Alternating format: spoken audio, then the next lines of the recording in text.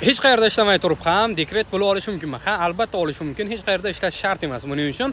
Lekin bir nechta shartlari bor. Agarda mana shu shartlarga tushadigan bo'lsangiz, siz ham ishlamasdan turib dekret pulini olishingiz mumkin. Videoni davom ettirishdan oldin like bosing va izohlarda o'z fikrlaringizni yozib qoldiring. Xo'p, davom etamiz. Qanday qilib olish mumkin? Buning uchun avvalambor siz o'zingiz band qilgan bo'lishingiz yoki yakka tartibdagi tadbirkor sifatida ro'yxatdan o'tgan bo'lishingiz kerak.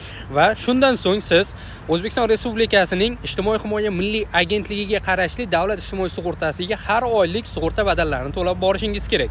Bu sug'urta badallari har oyga 36 mingdan ozgina oshiqroq bo'ladi va siz har bir oy to'laganingiz bir oylik ish stajiga o'tadi. Ya'ni sug'urta stajiga o'tadi va mana shu bilan siz agar 7 oy yoki undan ziyodroq to'lab boraversangiz, sizga eng kam oylik ish haqining 75% miqdorida dekret puli chiqadi. Lekin agarda sug'urta badallaringiz 7 oydan oshiqroq bo'ladigan bo'lsa, ya'ni 12 oy bo'ladigan bo'lsa va undan ziyodroq bo'ladigan bo'lsa, 100% lik dekret pullarini olishingiz mumkin bo'ladi. Bu videoni kerakli insonlarga jo'natib qo'ying va kanalimizga obuna bo'lishni unutmang.